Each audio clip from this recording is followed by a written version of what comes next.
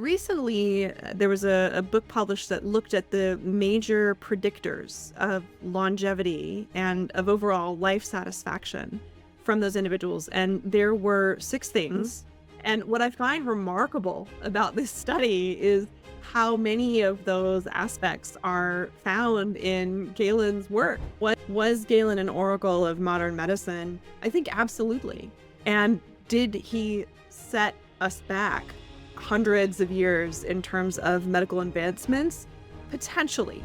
I think he approaches medicine as a field that is very much integrated in all other aspects of the natural world. What am I supposed to do? What is a clear answer, right? And Galen has clear answers. And I think that's part of what makes him compelling. And then he also justifies his reasoning in ways that drew from the existing medical tradition, in ways that drew from probably providers' observations. And he's very clear in his recommendations, which is a comfort in cases of medical uncertainty. Welcome to the Performance Initiative podcast. Our goal is to provide you and ourselves with the tools to be the best versions of ourselves. We are your hosts, Dr. Grant Cooper and Dr. Zinovy Meyler.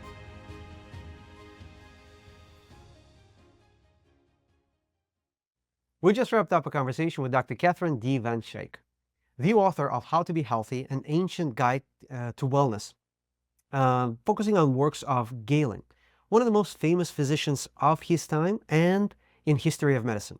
We covered some amazing questions like, how did Galen become the doctor to the gladiators? Hint, it involves a challenge and eviscerating a monkey. What was life and medicine like in ancient Rome? What does Galen have to teach us about health that's been lost to the ages? And there's no one better to talk to this than Dr. Van Schaik. Katherine is a faculty member in the Department of Radiology and Radiological Sciences at Vanderbilt University Medical Center, with an additional appointment in the Department of Classical and Mediterranean Studies at Vanderbilt University. She received her PhD in ancient history from the Harvard Department of the Classics and her MD from Harvard Medical School, and she teaches about Galen. Her book is terrific, and the conversation was it was really interesting, and there were a lot of good takeaways. It was just also wide-ranging because we talked from historical aspects all the way to AI and the implications of one on the other. Yes, people will be being able to weave Galen and AI into the same sentences is a feat, and we did it, and it was really interesting, and I think people are really going to enjoy this episode. Enjoy. Katherine, thank you so much for joining us for this conversation. We would like to discuss Galen with you, who was one of the most prolific and well-known doctors of his time and in history of medicine. There is a bit of controversy, it seems, that some historians feel that, question whether he was an oracle of medicine or did some of his theories set us back a couple of hundred years eventually. But undoubtedly, he was a doctor to Roman gladiators, the elite athletes at the time at the highest stakes arena. He was a physician to nobility of Rome and eventually becomes the doctor to the Roman emperor and Stoic philosopher Marcus Aurelius. That's right. So we're dying to know, what are some of the lessons that might have been lost to history that we can learn from Galen about our health today? But before we get into that, we were hoping you could set the stage of who was Galen, what family was he born into, what was life like, what was medicine like in the Roman Empire at that time? Zinovy, I like to build on your point that was he an oracle of medicine, or did he set us back a couple hundred years? And so I think I'll start with that. But before I do that, thank you again for the opportunity to come on to this podcast, especially in your initial foundational stages. It's exciting to be talking about someone who in so many ways is foundational for modern medicine at the foundational stage of your podcast. So that is really exciting, and thank you. And exactly, full circle.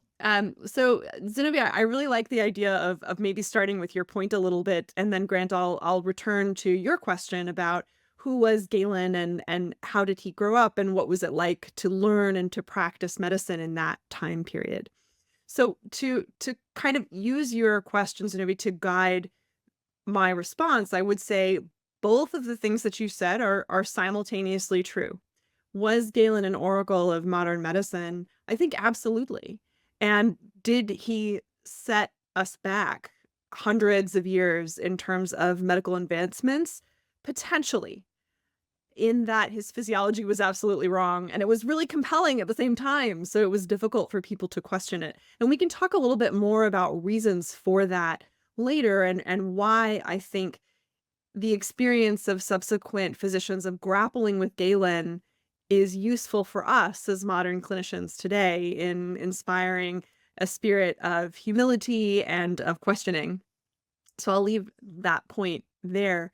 I also think he was a keen observer of people, and I think his recommendations for a healthy lifestyle and for how a physician should approach his patients in many ways are very important, very accurate, very useful for practitioners today. So I think both of those things are true, and we'll return to some of those themes over the course of our conversation. Grant, to turn to your question, setting the stage a little bit, who was Galen? Where did he grow up? What was he like? He grew up in a period of explosive growth and wealth within the Roman Empire. It was large, it was fairly stable. Galen was born in modern Bergama or Pergamon in what is now modern day Turkey. And his father, he tells us, was an architect. He was educated. He had access to the kinds of resources that enabled him to educate his son Galen with the best tutors that he could find. He took a very personal interest in his son's education and then made a point to expose him to a variety of schools of philosophical thought. There were different perspectives on how one should understand and make sense of the world and how one should act. And Nikon thought that, as Galen tells us, that it was important for him to expose his son to many of these different perspectives. He had a dream that his son should become a doctor, and so he shifted Galen's education in that direction. And at the same time, again, Galen tells us, pursuing this balanced course exposed him to many different schools of medical thought and practice. So Galen, we would say, shadowed or maybe apprenticed with providers who, I'm using the term provider just in a kind of loose way, physicians or providers, people who were taking care of sick patients, who would have approached that from different theoretical perspectives. And Galen says that that was very important to him in terms of his development of the theory and practice of medicine. He says that that was a positive part of his education. When his father died, Galen would have come into a great deal of money. And as a result of that, he traveled around the Mediterranean and exposed himself to different people, different cultures, and went in search of some of the brightest minds of medicine that he could find around the Mediterranean. And that was part of his education as well. He had a very long course of education. It was about 10 years. It's a little bit like a modern medical school residency or MD, PhD residency. And I think in many ways he was the best educated physician in terms of his course of preparation in the Greco-Roman world. And I think his preparation was fairly similar to the duration of what we might encounter today. And as part of that, he says he was exposed to different practices and points of view that ultimately helped him return to Pergamum, to where he was born, and then take up a role that he was very successful in, and that is taking care of gladiators. And as far as medicine of the day, is it fair to say that a doctor or some provider, if you will, was a very loose term, right? Because there were slave providers, there were so many levels of doctors, if you will. Right. So there was no modern credentialing system, and really anyone could say, I'm a provider, I'm a physician, or I'm a healer. And there were many different perspectives on how patients should be treated. And so the term has been used. Medical marketplace has been a term.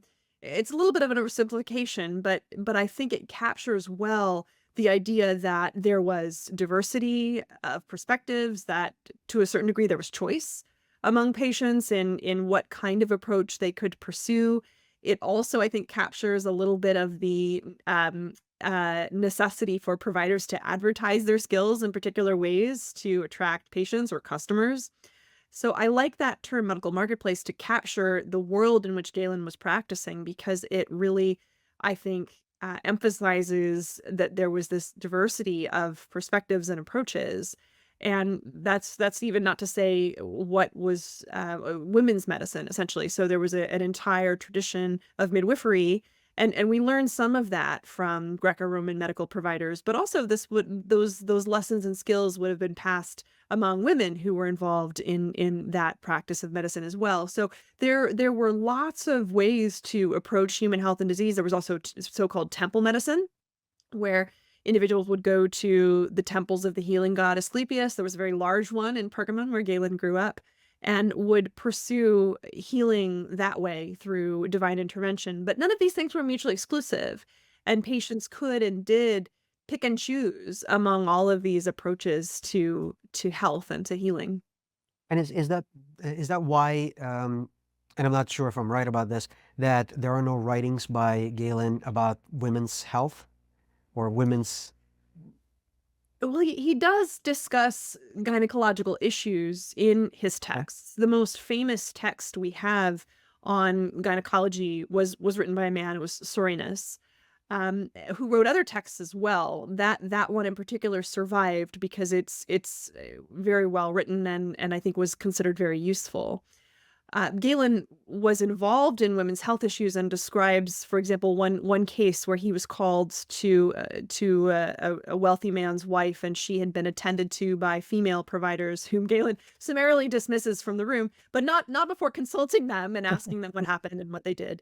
But there he does interface with this segment of the population in terms of with this group of healers, but he would not have considered himself a specialist exclusively in that area of medicine. I think he really thought more comprehensively. Of course, he could manage women's health issues. He wrote treatises on the fetus, for example. But I think he would have seen,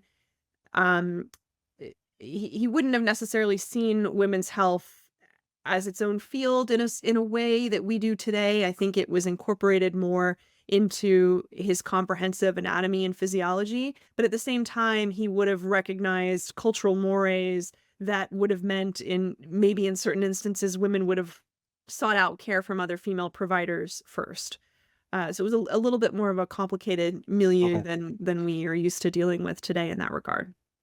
Yes, something I was surprised of reading about this was that human cadaver dissections weren't allowed at the time. And it surprised me. I knew that was the case for a lot of antiquity, but somehow in Rome, where it was such a permissive culture in so many respects, it surprised me that was outlawed. Is there a reason for that, or was that there was no mention made of that? I don't think there was an out and out ban on it. It wasn't outlawed as such. There were long-standing social traditions that had to do with not interacting with or defiling a corpse. And I think the reasons for that were more evolutionary in many respects. It just, that's not something that one would want to sink one's hands into, right? For all kinds of reasons. Right. Galen does, though, recognize the importance of understanding intimately human anatomy, and describes what he learned in going to Alexandria and being able to, where the dissections happened several hundred years before Galen's time, and describing the value of being able to hold human skeletal remains and to study the bones of individuals who had been alive previously. He's not looking at soft tissue, but does say that it is instructive to look at those skeletonized remains. And he also says, take the opportunity. If you see someone, if you're performing a surgery, take that opportunity to study anatomy. He also would teach anatomy without internal examination, using slaves. He would point to different muscles and different aspects of the body that were externally visible. So he does recognize explicitly and repeatedly the value of anatomy, but in a way he was constrained by the mores of his time, and the kind of social context that wouldn't have encouraged uh, desecration of the body or otherwise exploration of the body in a systematic way, like had been done in Alexandria about half a millennium earlier. Friends, we hope you're finding value in the content. If you're enjoying what you're watching, please consider hitting the like button, help us with our YouTube algorithm. Consider subscribing to the channel and turn on the notification button to stay up to date with everything going on in the channel. And just one quick aside question that I was curious about. The dream that you mentioned that his father has, and he starts to focus his education towards medicine. That in that Mhm. dream, if I'm not mistaken, Asclepius comes to him and tells him that his son is going to be a doctor, and Mhm. Galen seems to take that and run with it, if you will. And is this something, because another person comes to mind from history, the Alexander the Great, right, who Sure. also thought that he was um, son of the gods and so on. Is this just a selection bias that we hear about these people that make it, or was there something that's cultural that allowed for that fate to work itself out and for these people to really become great? Well, I don't think Galen thought he was divine. I think he thought he was divinely ordained in a certain sense, that he Uh-huh. was doing what a kind of patron deity wanted him to do. Um, I that gets back to a question: do the times make a man, or does the man make the times? Right. Mhm. Mm. I do think that Galen was exceptional in many ways in terms of his access to resources first. But second, I do think he was brilliant in a particular way that allowed him to integrate many of his observations and existing medical and philosophical and scientific theories and practices into a very cohesive physiology and a system that was difficult for subsequent providers to contend with in many ways. Galen also had just tremendous energy. Maybe he was one of those people with a kind of low sleep requirement or something like that, because he wrote so copiously that of the Greek literature we have prior to 350 CE, Galenic words written by Galen make up 10% of that. Now, he's in the same bucket with that as Sophocles and Homer and Euripides. And so all Greek literature, right? 10% of it is Galen, which so much of it is dry and boring. But what I think is that's a product of a couple things. One, he just wrote a lot. So there's so much he wrote that we don't have. And so it's a little bit of he just wrote a lot of it. The other piece is that the work was just deemed so useful that there were efforts made to preserve it, because obviously the preservation process required hand copying these treatises over and over again. There was tremendous labor in maintaining these ideas.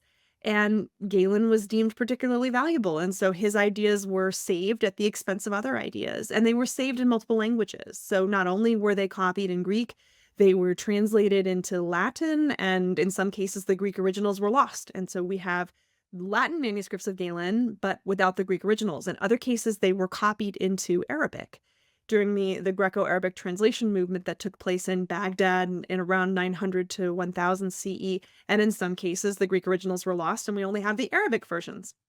So part of why we have as much Galen as we do, besides the fact that he just wrote a lot, is also because his ideas traveled a very long distance, and they were considered very valuable, and they were preserved in multiple locations, in multiple ways, in multiple languages. I also think Galen, as a product of his times, was an incredible self-promoter. So not only is he developing these very cohesive and compelling ideas, he's also telling you exactly why they are the right ideas, with reference to why everyone else's ideas are terrible.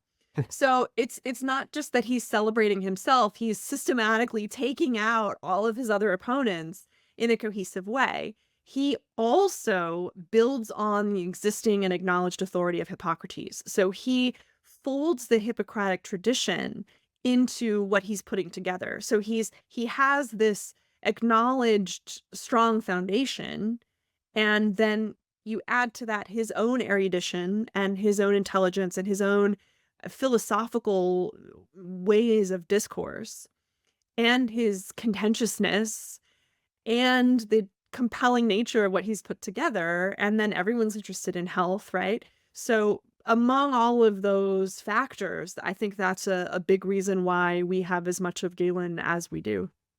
He's so in one of the resources that I saw, on average, 3 pages a day across his career, totaling about 350 books. That's amazing. And he drew from Hippocrates and thought that he was restoring Hippocratic approach, right? And Herophilus, 300 years prior to him. And like you said, that his access to all of that was one of the elements, but certainly not to exclude his erudition and everything else. You said about his self-promoting, and he learned from some of the people that did dissections, public dissections, right?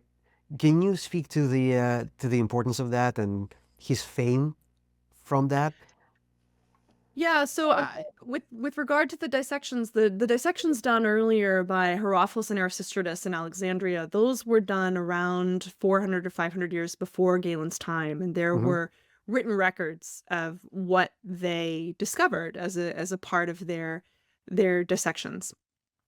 He of course would have read over those documents, and he had plenty of disagreements with those two gentlemen as well, which he's happy to tell you about, even as he will celebrate the value of what they saw, and he'll learn it himself. So he certainly did learn from those texts. He also himself undertook public dissections of, for example, pigs and also primates, as part of the existing cultural milieu of public performance by intellectuals in the sense of debate and disagreement. And so he would teach students, and he would show others, including potential customers or clients, you might say, patients, his prowess by doing things like he did in front of the priest responsible for selecting a physician for Gladiators, which is he cuts open the belly of a monkey and his entrails fall out, and he challenges anyone else who would want this role to put it back in and sew everything up.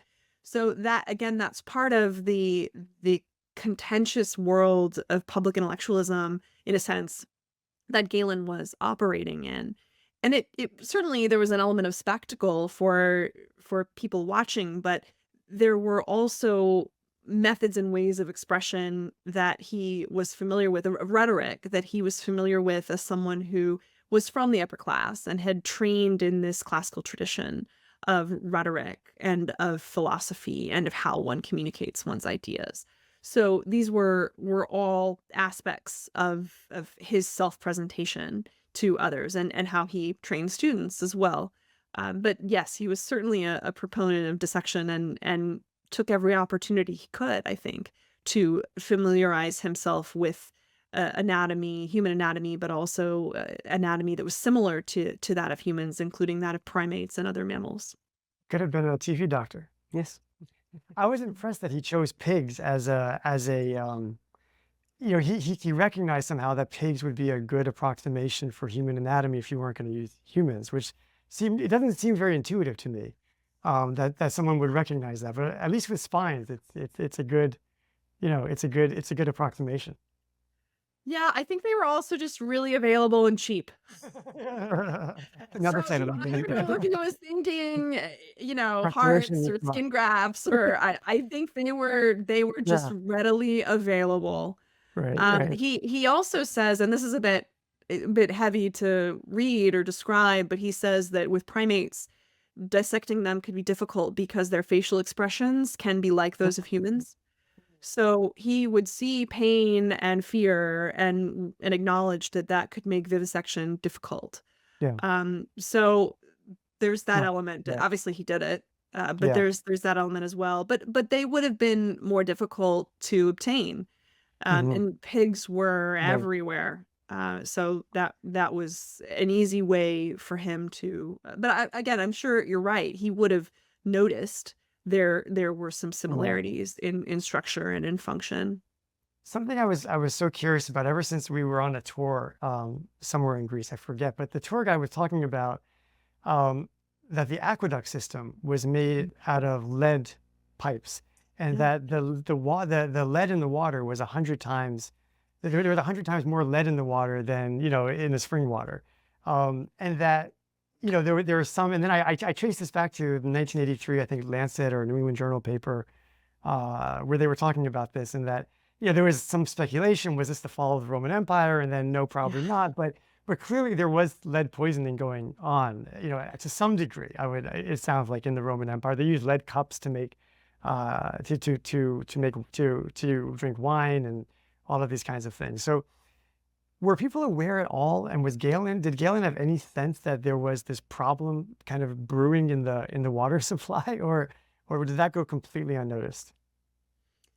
Lead poisoning specifically, I don't think so, but there is an acknowledgement that the country is healthier, more salubrious in some ways, especially during periods of pestilence than the city was. And so there is recognition, even as far back as the Hippocratics, of I'm thinking of airs, waters, places, right, of salubrious environments. And I think there was recognition as well of the value of bathing. Although there's some really, really gross literature on looking at rates of, parasite infection in latrines, and you have people using shared sponges to clean themselves and communicating all kinds of infections, helminth Right. infections, and various other things that way. So, it's a bit of a mixed bag, right? There were, I think, behaviors and patterns that in some ways were the um they were the best they could do with what they had at the time, but probably were responsible for transmitting infection or creating pathological changes to the body in various ways. But we probably do the same thing today, to be honest with you. So we know a little bit more, but I do when I teach Galen, often ask students. It's very easy to look at Galen and see everything he's doing wrong, or that everything he's saying is incorrect. But what would people say of us in 100, 100%. 2,000 I mean, years? you could say that just about 30 years ago, right? It Oh yeah, doesn't have to absolutely. go into, you can, Yeah, yeah, yeah, yeah, absolutely. yeah, no, no. And some of the things that we know about that Antonine plague that is now referred to as Galen's plague, right? Just Mhm. because he wrote so much about it, Right. was also from his writings, and um, so it's incredible how much impact he's had in so many different ways. And you mentioned his background in philosophy, right? Mhm. And how does that combine, and how does that influence his view of medicine and taking care of people? I think he approaches medicine as a field that is very much integrated in all other aspects of the natural world. I think he drew heavily from Aristotle in what he wrote. First of all, the idea of silos of knowledge is much more modern. And what I like about Galen as a physician is he was so comprehensive in his knowledge of literature and of philosophy. And I think it helped him, that knowledge helped him in his examination of patients. It helped him in his understanding of biology and of anatomy and physiology. And it also helped him in his articulation and expression of ideas. He grapples with long-standing philosophical questions. For example, this idea of the general and the particular.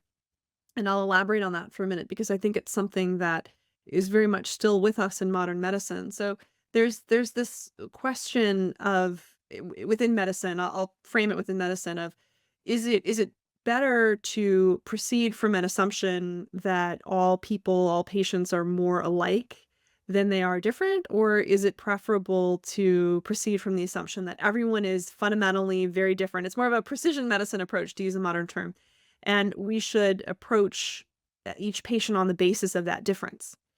And I think what's interesting is that in a modern context, every patient wants to be considered as an absolute individual. At the same time, I think patients and physicians are also very comfortable with standardized guidelines of this is what we do for this condition, not we're just gonna wing it with you. So that tension is still, and obviously if there's a lawsuit, one of the questions will be, did you follow standard of care, right? So that is still a question that is very much with us, grappling with the particular and the general. And Galen, in his approach to disease, in his structure of categories of disease, is very aware of thinking through issues such as there are only so many symptoms that a human can demonstrate. There's vomit of different colors, there's diarrhea, you could bright red blood per rectum, right? There are only so many ways that sickness can be demonstrated. At the same time, the various combinations and time courses provoking palliating factors related to those symptoms are what point the way to a diagnosis. So there's a limited set of symptoms. At the same time, somehow putting those together in the right way will yield a highly specific diagnosis. Then you also add in factors like age, sex, activity level. For Galen, it would be constitution. We might say comorbidities. He would say the same. So that his philosophical knowledge and his deep awareness of the way that earlier thinkers had grappled with these questions also helped him to grapple with those in his specific domain of health and disease and in designing a disease classification structure. Yeah. It really feels to me anyway that that we've kind of come in a way full circle with Galen sort of emphasizing that individual approach. And I think for a lot of medicine, it was much more disease specific, or, this is how we treat cardiac, this is how we treat, et cetera. We just interviewed Lee Hood, who's at the forefront of personalized medicine and data-driven medicine. And it seems like more and more we're going in, especially as AI comes into it, we're going to be able to really dig down into a person's individual microbiome and all of the metabolites. And of course, there's always going to be that tension between, the many and the individual. Are there other medical pearls that Galen had emphasized that we've maybe lost focus on? So many. I think I want to say one more thing about that AI piece, because there's, I think, a real pearl in Galen that's very relevant for that. And then I can talk about some of his other suggestions. There's a great phrase that Galen has in one of his texts on medical education, when he says that the ideal is to know everything about a person, all of their exposures, their diet, their constitution from birth. We might say their genetics in our kind of thinking and terminology, all of their symptoms, every detail of every exposure and disease. And he says that's the ideal, but to do that, one would have to be like God, like Asclepius. He said that's impossible. And then he kind of says, but I'm going to try, but the implication is I'll get closer than anybody, but I still can't quite get there. And what I think is amazing is what he's describing is every piece of information ever is important in knowing the appropriate way to diagnose and to treat and to prognose illness. That is what I think AI aspires to do, is to know everything, first of all, about an individual patient, but also about literally everyone, every exposure, every mutation, every epigenetic modification at every locus, every biomarker. And then from that, extracting the diagnosis and the prognosis, and then through precision medicine, the therapy. Yes. And so what's amazing is that Galen had this sense that would be the ideal, but that it would take some kind of superhuman intelligence to be able to do that. All he needed And I was think that's what we're standing on the threshold of. As radiologists, I think about AI a lot. And so it's something that I'm very aware of. at the same time, I also think Galen is such a keen observer of people, and he writes in such a sensitive may not be the right word. I wouldn't say he's sort of deeply caring about his patients, um, but he cares about them deeply as someone who wants to fix them. And he I think knows that it takes a certain amount of skill and sensitivity to a patient's presentation and surroundings in order to make that diagnosis. So that's the challenge with AI, is that you have this infinite well of knowledge and a very talented bucket that can go in and pull out exactly what's needed from that well for each patient. But the human interaction is still very much at the core of a lot of what Galen describes. And that is an element of the patient physician dyad that has carried through time. So there's a tension with that as well. Yeah, I think as doctors, our jobs are safe for quite a while. I think so too. Even as a radiologist, I say that. Yeah, Yeah. well, I Which think, right, it's probably coming from radiology first, but that's at what the same everybody says. But at the I same time, it always works best in conjunction with, right, as right. opposed to in opposition to or instead of. We work best when we work with the computer, it seems. Exactly. At least for now. For now, and For now, it's also very Yeah. interesting when you bring up him thinking of Asclepius as a god, as an all-seeing god, Right. and that is the resistance as of right now, right? AI is going to be most effective if it has access to everything, and that is the resistance because we have to give up a lot of our privacy in terms right, of that's the purview of the NSA. right. Right. Yeah, but I mean that's a fair point, right? And but even as providers, that's a challenge. If you think about people who come to the emergency department, for example, for sensitive issues, and you ask, have you been using any illegal substances? Right. And they tell you no, and then you do the urine test, and then you think, oh, I don't know about that. So I mean, there's always limited information in various ways, right? And there's other instances as well, of course, where patients have exposures that they don't know about or that they forget about, or there's sort of the other classic question is, do you have hypertension? And they say no, and that's because they're taking their ACE inhibitors, right? Right. So, there's difficulties in communication. And maybe AI could help with that, but maybe it might not. Maybe it would just take the no, I don't have hypertension at face value, and wouldn't think maybe the way a human would. Oh, wait a minute. Right. I need to ask that question in a different way. Well, chances are it's probably just like anything in medicine is probably going to be a pendulum, right? At some point when AI becomes more ubiquitous, physicians are going to start depending on it and run into a lot of problems, and the pendulum will swing the other way. We're just using it for reference, and then finally it'll find it's some middle ground where there is going to be some symbiosis between the two, and not in a way that one blinds the other, but just informs the other. Yeah, at least in the short to medium term. Yeah. In the long term, we'll all be sitting at home. and AI will just I don't know. I sort of think, I mean, I've seen some really compelling presentations and programs and models, especially as a radiologist. And really where I see a value add at this point is speed. So it's interesting, and I'll bring this back to Galen in a second, but it's interesting that it seems that from a radiologist perspective, it's almost like you're still a trainee and you know that there's somebody checking you. And so the gain is a lot on speed because there's a certain safety net that happens. Because of the AI, there's the safety net idea that happens.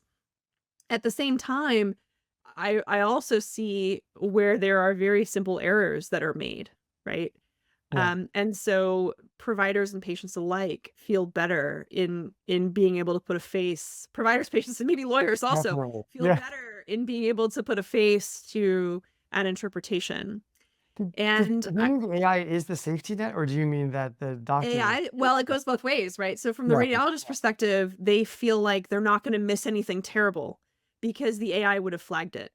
Yeah. So in some ways, it's overly sensitive, right? And so they won't miss something, but the AI might look, for example, in these head CTs, it might look at a calcification and call hemorrhage. Yeah. And so that it's kind of overly sensitive. And so the human provides the kind of governing judgment. Yes. But it also is useful in equivocal cases. If the AI raises concerns about it and the radiologist goes back and says, "Oh, I'm not really sure." So it's a kind of governor. I think you're absolutely right, Zinovy, in that there's a pendulum and it's kind of swinging back and forth, and that eventually will reach a medium. But I just, given that I've studied antiquity, I just can't imagine that patients would, I don't know, maybe I'll eat my words in 10 years, that patients would want all healthcare to be devoid of human interaction. No, that kind of not Some not futurists, all healthcare. some futurists argue the Yeah, fact yeah, yeah. that they argue the fact that we are thinking in the same fashion as in the biblical 40 years of wandering through the desert to let all the generations that knew slavery die off. We are that generation. We can't imagine getting our health care not from another human being in one way or another. Generations past, maybe not in 10 years, but a couple of generations forward, where the interaction with AI, with computers is so ubiquitous and is so natural, maybe at that point it's not going to seem so difficult. I mean, I had an argument with a friend in the computing world, and I said, well, how are you? There are some studies which you may have seen where, not studies, but really examples where a number of diagnostic criteria are fed into the AI, and then patients are fed into the AI, and then compared to others in orthopedic field, and AI comes up with the diagnosis much more frequently on point, but not able to physically examine them. And then the counterpoint to that was, well, that's, you just wait until there's a capsule with gelatinous matter that a person steps into, and the AI can move all the limbs around and measure the range of motion to the finite angle and be able to measure that better. It's imagination is the only barrier, I think, at this point. I don't think that in 10 years we're going to see such a drastic change. Maybe it's beyond our lifetime. Yeah, the future that Lee Hood imagines in the next 10 to 20 years maybe is the idea that you could take your own, you'd be able to take your blood at home, you'd be able to get a fecal sample, and from that you can send it in, and they'll be able to use AI to comb through that and be able to detect diseases long before any physical manifestations.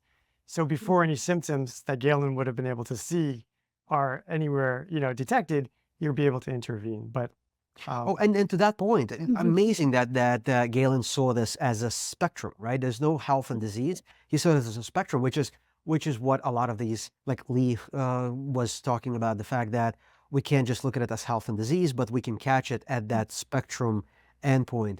But to that point, of course, to us, I think we all will agree that the first thing that springs to mind at that home test is, well, what about all the false positives? Like, who's going to catch that? And right. So, but back to medical pearls from Galen. yes. Subject, I was just thinking specifically around this issue of interfacing with providers, and there were some good studies specifically around provision of mental health counseling via AI, right? Mhm. And some of the early ones showed that patients actually like the AI responses better. At the same time, I also think about some studies I've seen out of Boston looking at, I think it was a pediatric pulmonologist who did a study that showed at higher acuity diagnoses that you really need attending level knowledge to sort out what's going on, things that are more rare. So what I've seen in some radiology talks is that AI at this point, when it's at its best, is really like in radiology terms, an upper level resident or a fellow in terms of its knowledge. It can provide you with a really great differential diagnosis, but it's not going to be able to really kind of make those finer discriminative points that come with the development of expert intuition from experience and thinking deeply about these questions. On the issue of psychology, I think getting back to Galen, I think he was a very keen observer of the relationship between the human body and the human soul or the mind. It's interesting to think about AI and how it could interface with a patient in a room in a way that that skilled human physicians like Galen have been able to do for a very long time, and how it might be able to have that feeling that some gifted providers do of this isn't quite the whole story, or there's something wrong, or that intuition that's hard to articulate. And Galen talks about that, and I've included some of those texts in the volume.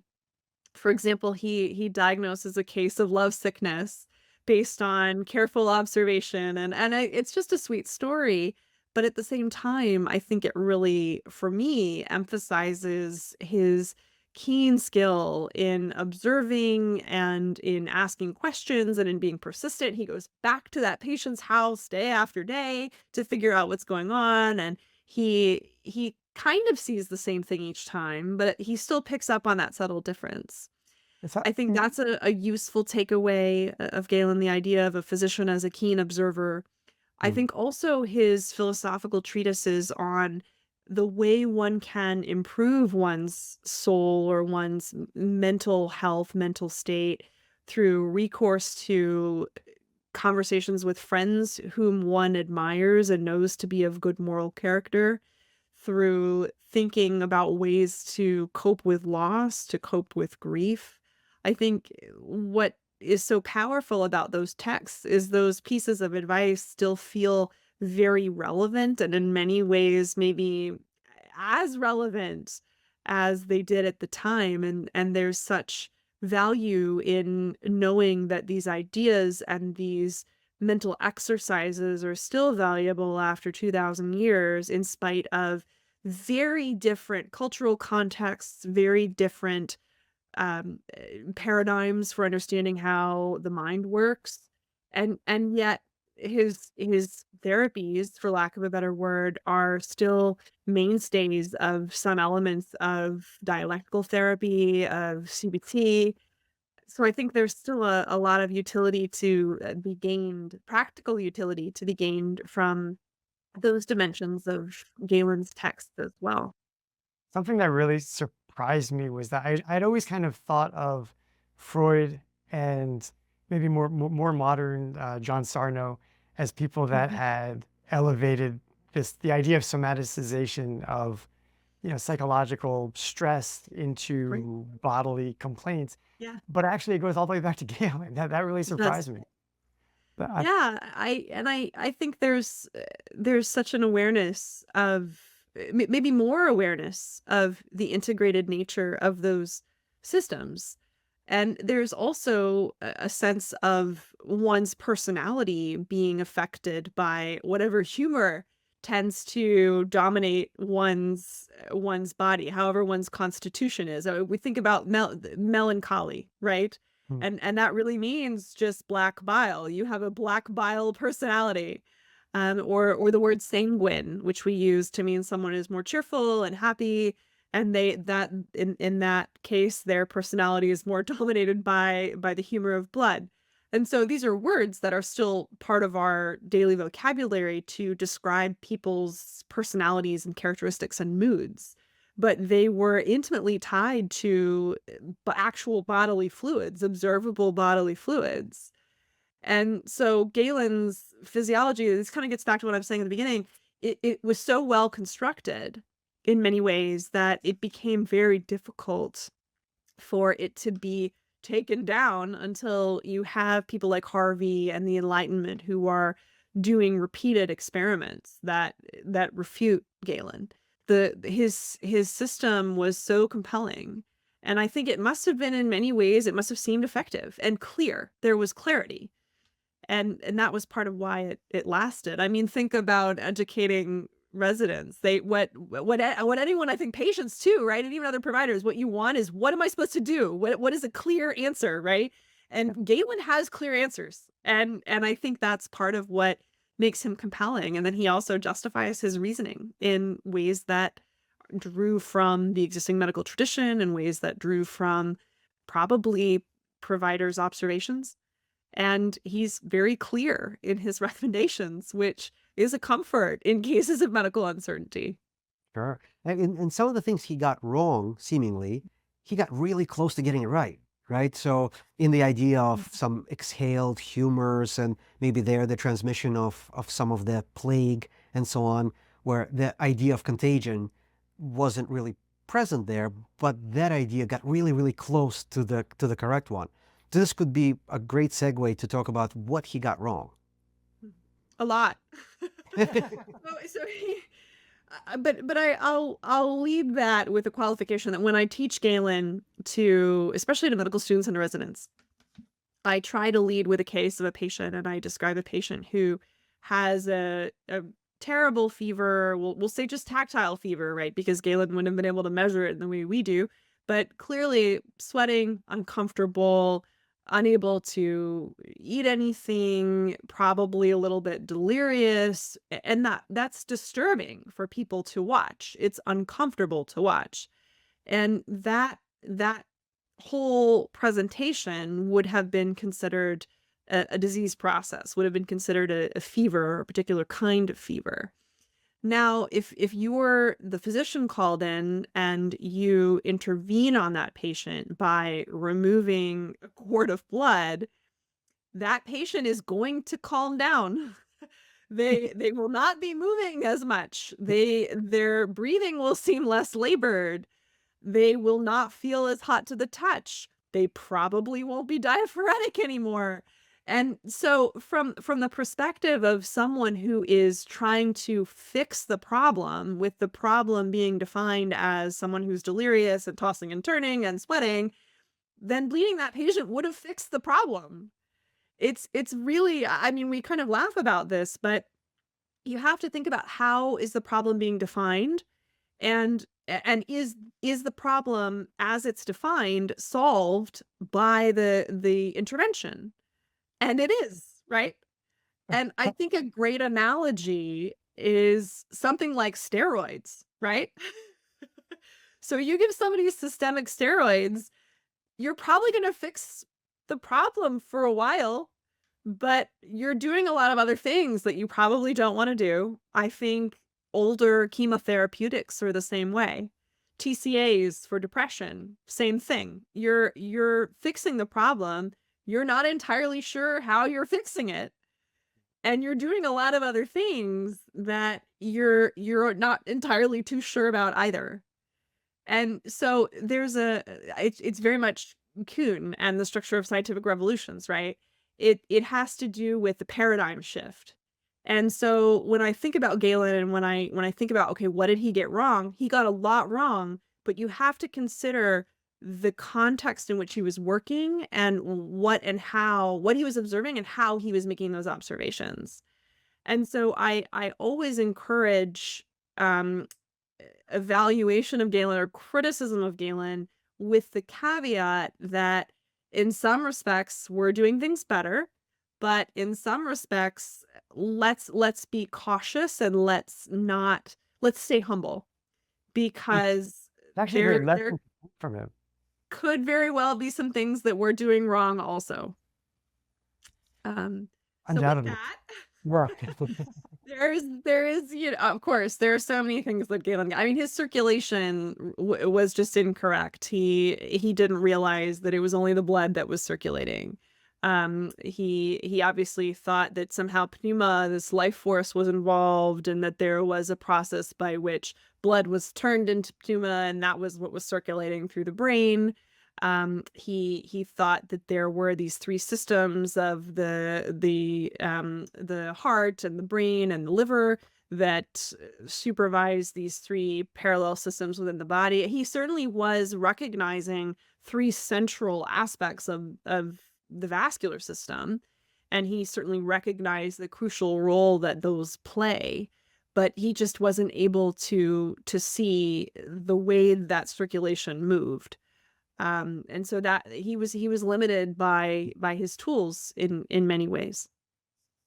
And so, but he also got some things within the context of his limitations. He also got really, really close and realizing that lungs were the gas exchange, and to that extent. So that's very impressive in itself.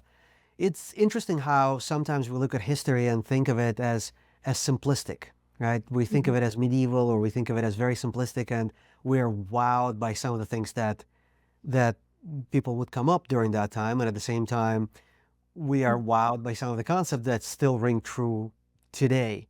And the context, like you said, is so critical for both the positive and the negative, to identify the limitations, but also give them credit and stay humble for us, because we are living within our own limitations as well, and we'll be looked at as barbarians 100 years from now.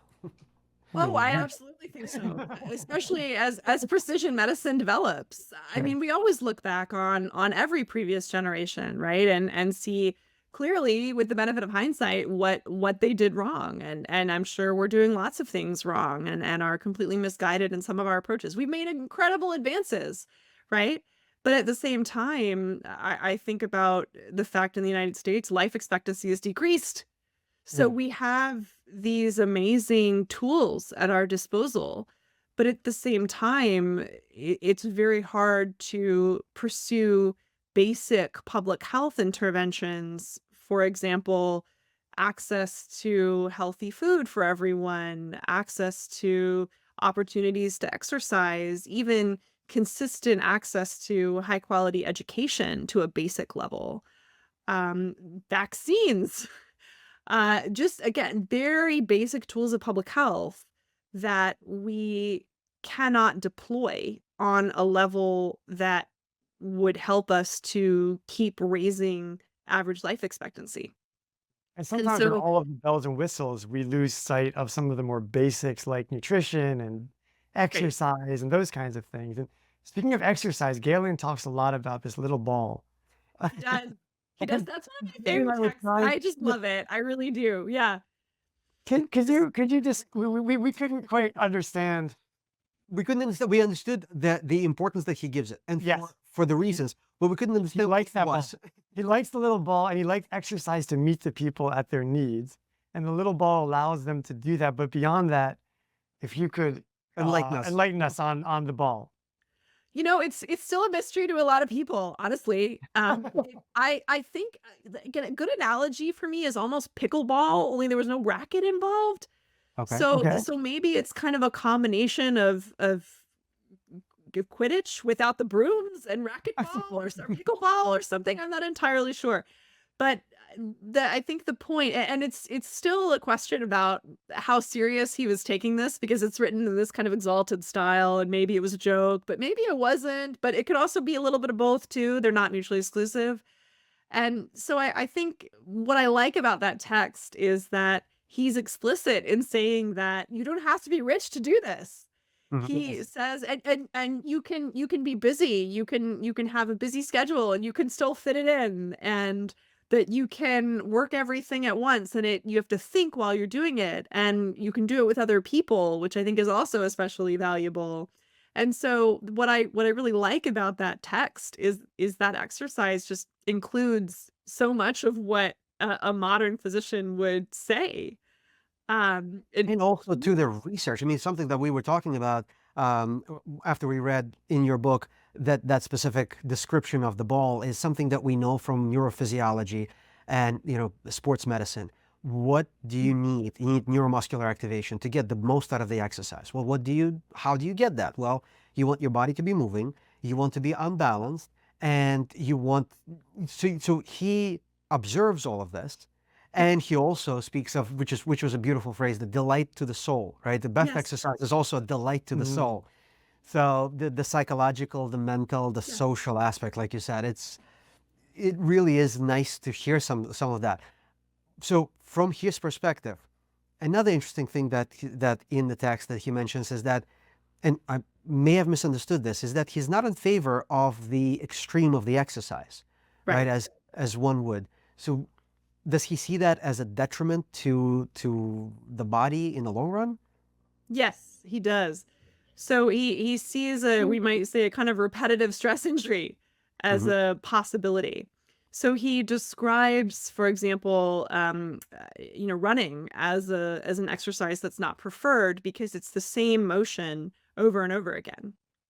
And the same with people who are involved in wrestling or who are Olympic athletes, because they're really just doing the same thing repetitively and not working other muscles. He also mentions that people who become too muscle bound, that's also unhealthy. So he really is a proponent of balance in the kind of physical exertion that he's recommending.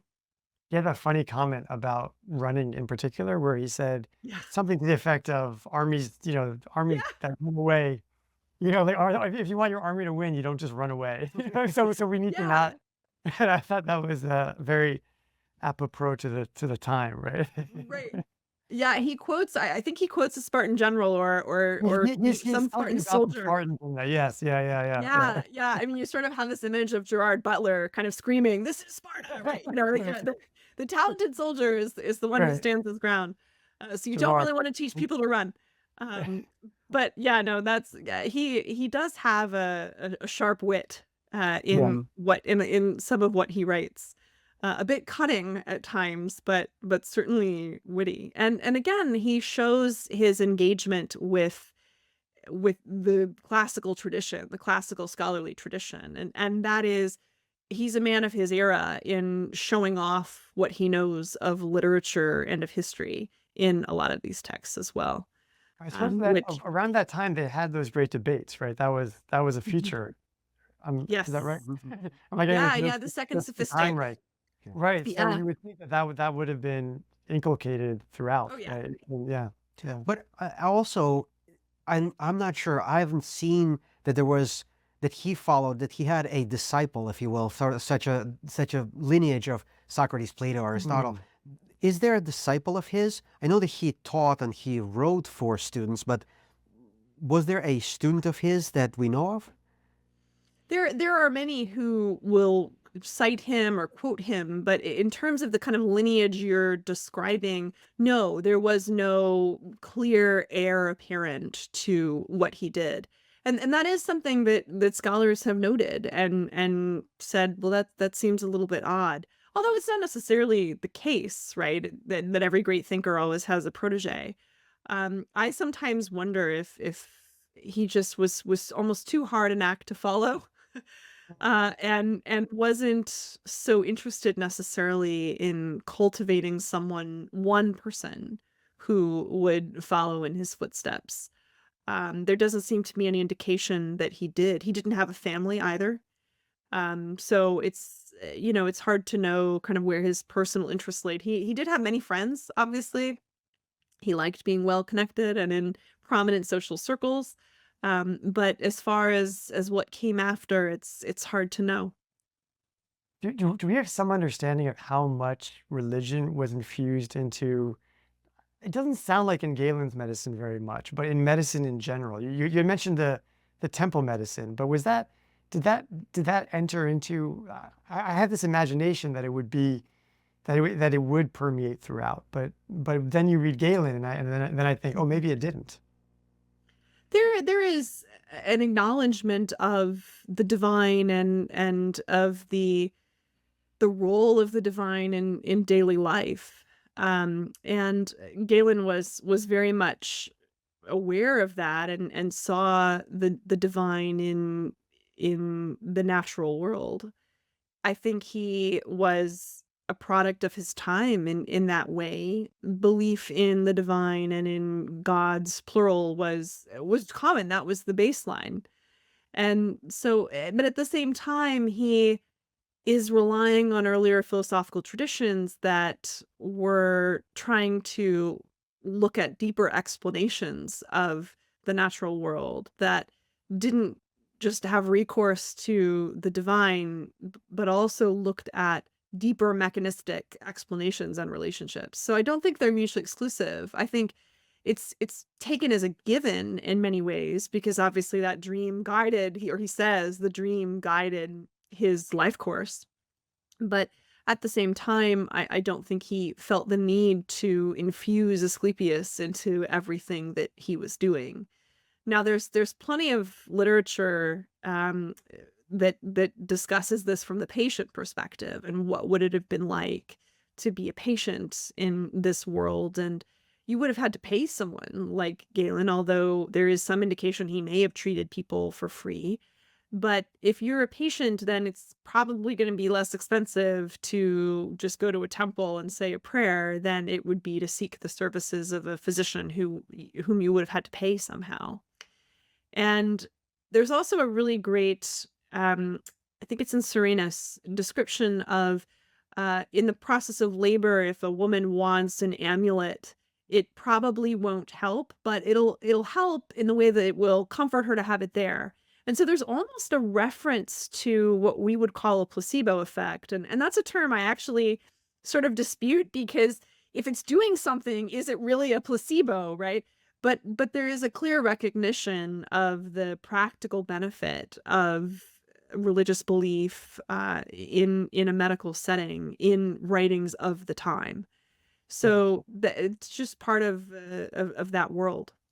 Interestingly, it seems during that time, especially in the description of the Antonine plague, the Galen's plague, if you will, so some people believe that the plague is because a statue of Apollo was stolen, but a lot of the doctors try to distance themselves from that explanation. And is that a cultural thing during that time? Because to your point, you know, people that were to be healed would go and bring let's say they had an ankle pain, they would go and purchase an little ankle statue, and they would bring it as a gift to the god. And one of the really fascinating things that I remember from visiting Greece and seeing, I don't remember where this was, honestly. I think this is one of the oldest hospitals that remains. There's a tunnel that leads from the chambers where patients would stay to the healing auditorium, if you will. And there are slits in the walls. And according to folklore, don't know how true that is, they would have slaves whisper through them encouraging terms and encouragement. You are getting better. Your suggestions for the people that are walking through that hall, so they understood whether it was a placebo effect or power of suggestions. We could just type it in the speakers. Yeah, no, I mean, it's sort of like something you could pipe into a post-op area or something like that. Anyway, what were you were going somewhere with this? Oh yes. But that seems to be, that's really hundreds of years prior to that era. And is that separation, because there are a couple of ways of looking at that, right? So one way is acknowledging the fact that, well, we can't explain everything away by deities, and there is a certain degree of science to this. And to some extent, in a bit of a more of a Machiavellian way of looking at it, well, I don't want to give all the, all of the respect to the gods. I did some of this, so give me credit. So, especially if it's a commercial enterprise, you're selling your services. Do we know that from the text, or is that just an extrapolation that we will wonder about and never really know? No, I think you're right in that you have this growing technical tradition in the Roman period as well, where you have the development and consolidation of expertise. So this is a world in which there's no licensing boards or exams. And so how does one, even not just physicians, right? Architects or land surveyors or, various other people who would have practiced a technical craft. How does one demonstrate and prove one's capability in that field? And so there is, I think, an increasing recognition or striving toward recognition of the importance of doing it and striving toward ways to do it, to consolidate one's authority and emphasize one's skill and knowledge base, that it is unique to that individual, right? And not entirely divinely inspired or divinely given.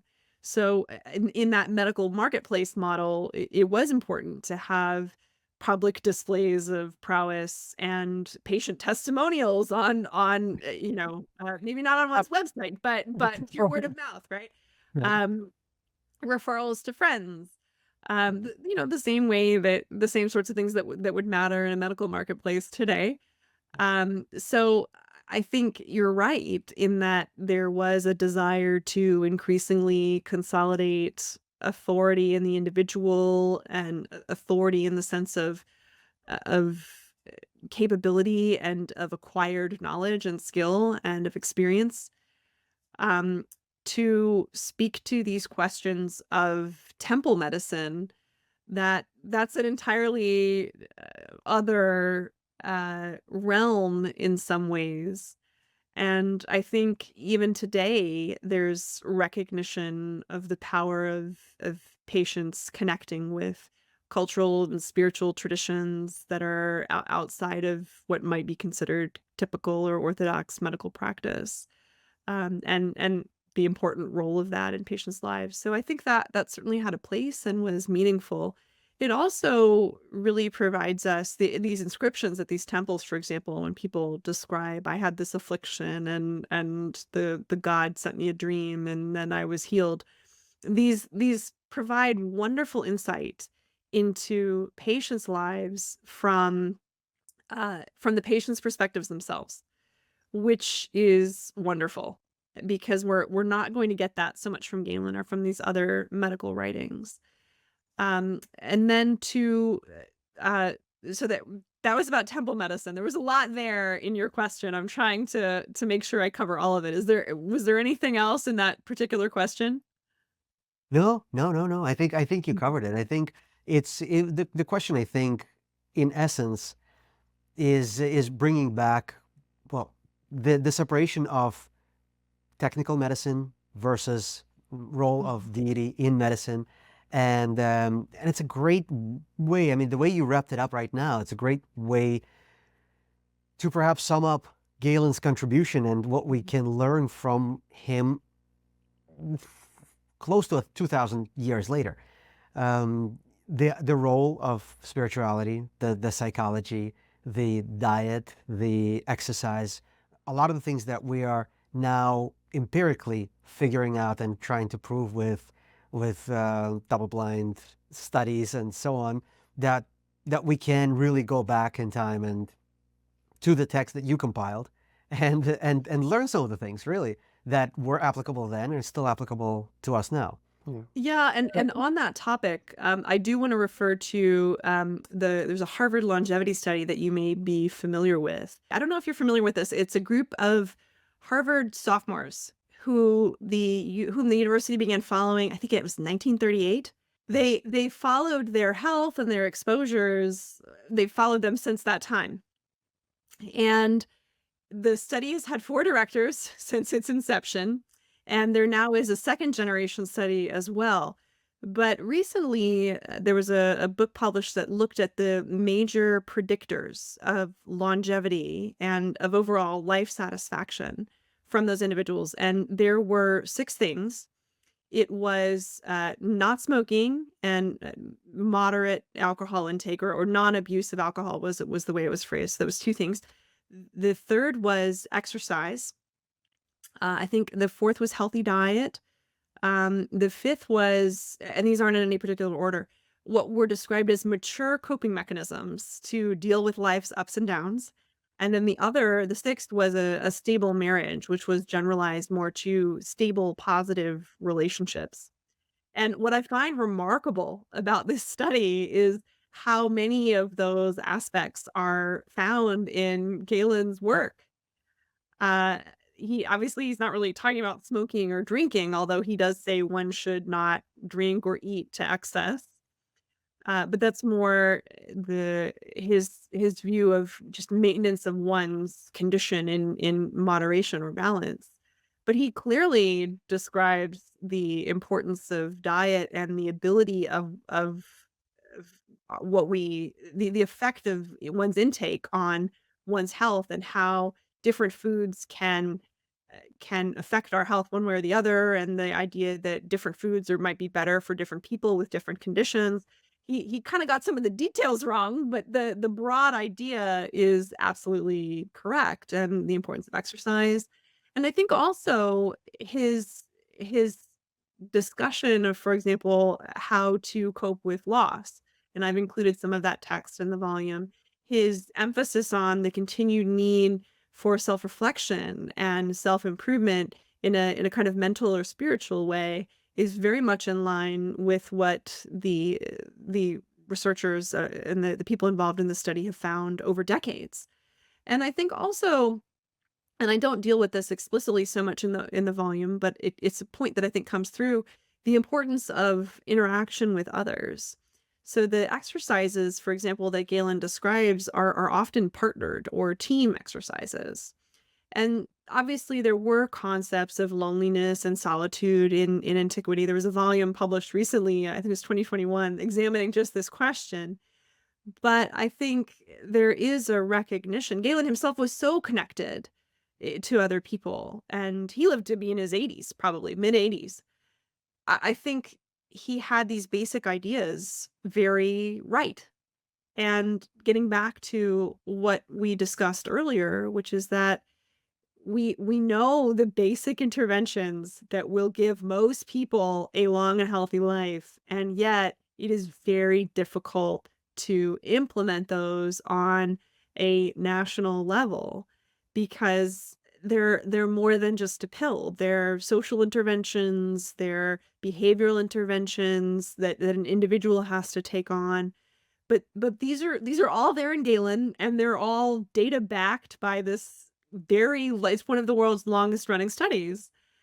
And Yeah. I just find that very intriguing and also very heartening that somehow we did figure this out 2,000 years ago. The challenge perhaps is just implementing it.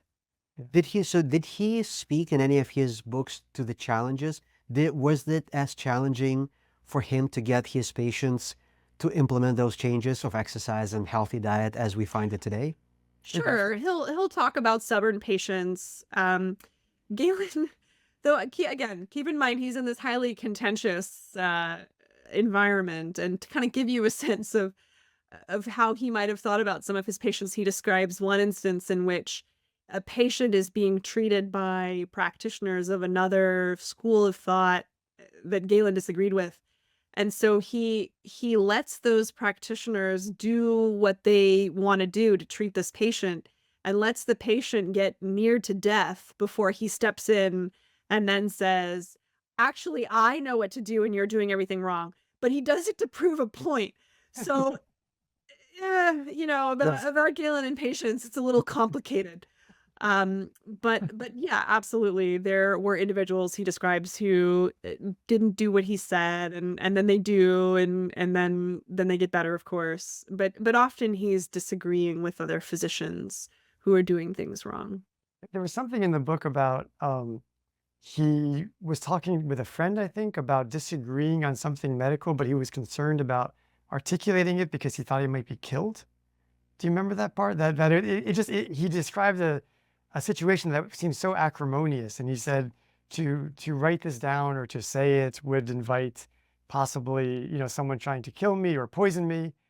Do you remember that He section? was he was at certain points in his life working in an environment. He was upper level, upper class, and living and working in Rome in a time that was periods of it were politically tumultuous. So he could have been referring to Maybe more articulation political. of a perspective or a reference to an individual that would have led to a compromising situation for him. I mean, Yeah. as I know you both know, it was not uncommon for people with dissenting political views in those times to just sort of be summarily offed by the military. So it was and many of his friends had been killed or exiled or had all their property taken away. So he was, I think, wise to be sensitive in certain contexts. Obviously, he survived. He survived quite a lot, Yeah. and for a very long time. There was something I was dying to ask you before and I forgot. So this is a wild pivot, but hopefully I'll That's my get favorite. your I did a indulgence. PhD in ancient history while I was in medical school, so bring it on. I was surprised to see that Galen did surgeries on cataracts. Yeah. And I was wondering, did they have anesthesia at that time? But what in the world did they do? Alcohol and opium. Alcohol and opium, and okay. So he also historically he treats tonsillitis from Commodus, Marcus Aurelius' son. Mhm. Was that surgical? how was that treated at the time? Do you know? Do we have any references for that? I would need to go back and look specifically. I imagine it would have been a combination of medical and surgical, as was the case for much of what he did. He did have remarkably bespoke surgical tools developed for very specific purposes made out of very specific metals. So he knew exactly the angles and the size, and that was part of what he was grieving in that text on how to cope with loss. Because if you can imagine, he had all these things specially forged, and he would have used them and known what they were for, and then they were completely destroyed in that fire. So he had specific tools for specific tasks. And his surgeries were often also treated, we would say, medically as well. And so I imagine it would have been a case of both. I just can't imagine somebody operating on Emperor's son without anesthesia. How does that go? How does that go? I've often thought about this, and I can't, I just, it's, I mean, I think you both did PM&R, right? Yep. Right. Yeah. So I mean, your job is managing pain. I think about a world in which there just was no pain management, and so I think the expectations of surgeries would have just people. I think people would have known what they were signing up for in a certain sense, and Yep. I can't imagine the intractability of the pain that would have prompted someone then to go under the knife when everyone would have known very well that the outcome of that probably odds weren't going to be super great. And so I think, there's, and there are plenty of references in literature. I think a reference in Pliny, one of Pliny's letters, where he describes a friend of his who suffered from, I think it was gout, that was just so terrible that he just was ready to die. And it's very easy to imagine that being the case, especially if there was superimposed infection, and there's obviously limitation of function as well. And so I think, yes, there was no anesthesia. You may also consider as well the kind of nerve damage that may have already been done in some cases. And so perhaps there was no sensation in some of these instances of intervention.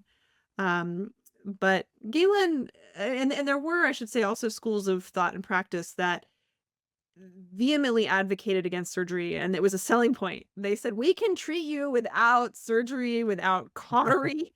We'll just put you in a swing and rock you around and kind of give you some medicines that taste good, and you'll be great. We'll recommend baths and massages. It'll be awesome. And so they knew, right? These providers knew that patients were apprehensive about this, and rightfully so. Well, right, because if I'm not mistaken, and I don't remember this, if I remember this correctly, but I think Commodus's older brother, Marcus Aurelius's older son, died not being able to recover from surgery. I would imagine not Galen's surgery, but Yeah. we would probably Of hear course it. not. No, everyone survived Galen surgery. Of course, it's like that attending that you remember from medical school, right? Who never had any complications. Yes. Yeah.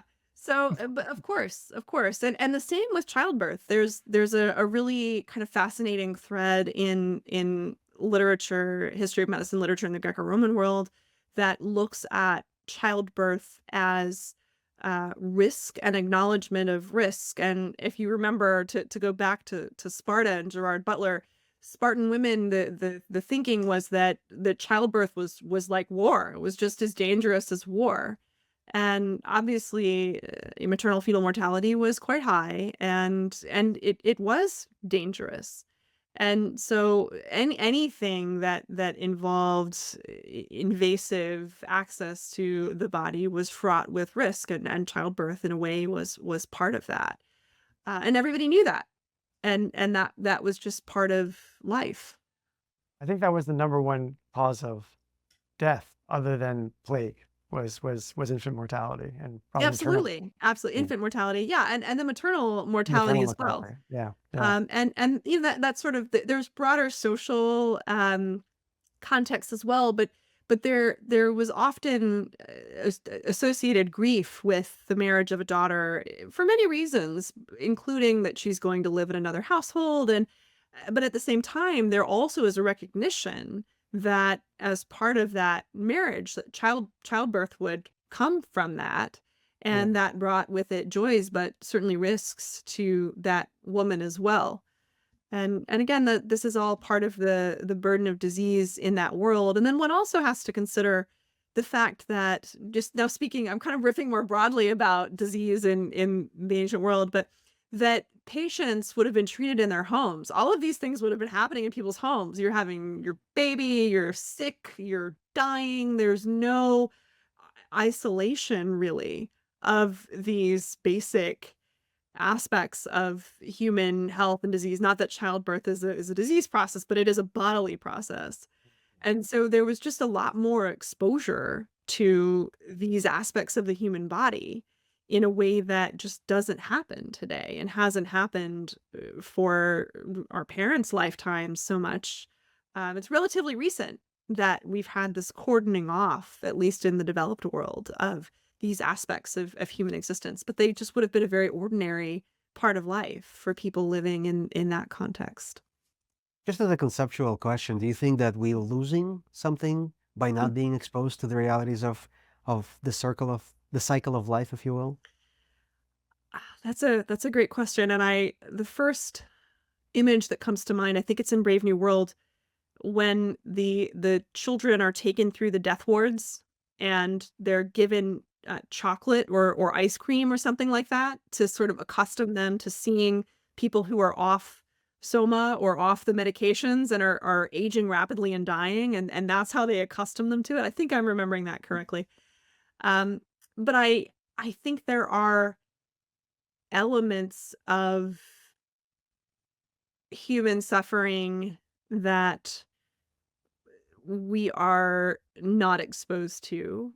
I don't think that necessarily that is bad or negative. I think the negativity or the kind of moral implications of that or the loss associated with that comes when we are not able to empathize or sympathize with people who are suffering. That's where I would see the loss.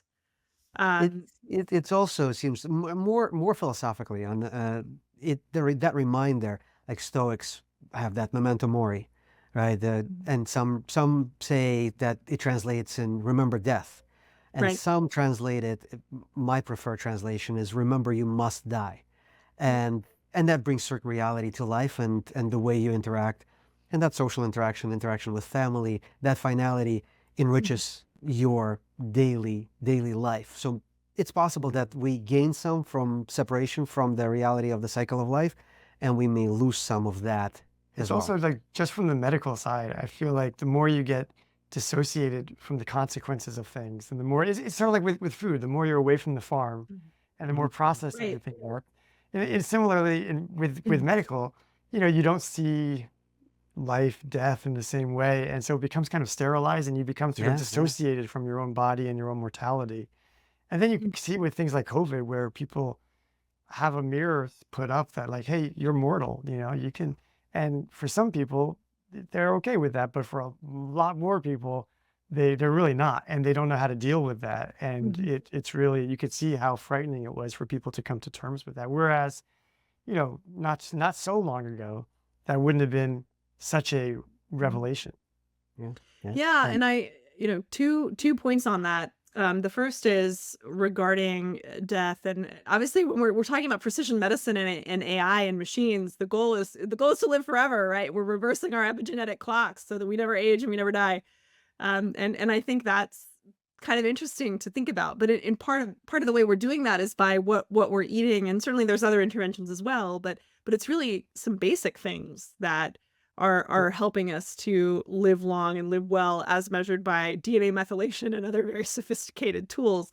The other piece has to do, Grant, with what you're talking about with the pandemic, and I think of Thucydides' account of the plague of Athens, which of course got so much airtime in the setting of the pandemic, and all of us who studied it for a long time just thought, oh, of course, now everyone's interested in Thucydides talking about social breakdown as a consequence of the plague and how doctors are the ones dying first. And it was just such a remarkably prescient and also accurate summary of what we were going through. And then Thucydides, being Thucydides, he has this very great line where he says, I'm describing this so that others may recognize it should it happen again. And I'm in a great place to describe it because I survived it. And he describes the joy that people have when they survive it, and how people who've survived it are more able to help others in a kind of early gesture toward our understanding of immunity. There's just so much in that rich description, which Galen was familiar with.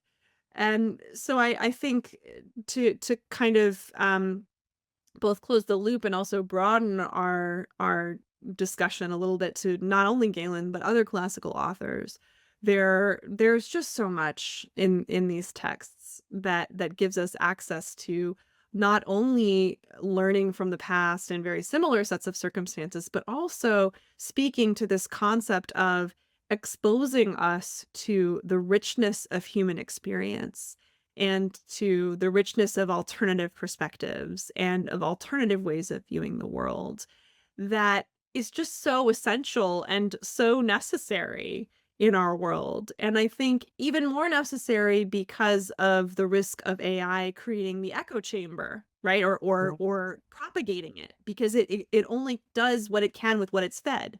And so if we rely too much on it, then what we're generating is this spiral in which it just keeps drawing on itself, and it's not drawing on human creativity and our unique ability in many ways to course correct. As flawed as we are, there still is the capacity to think outside of that paradigm.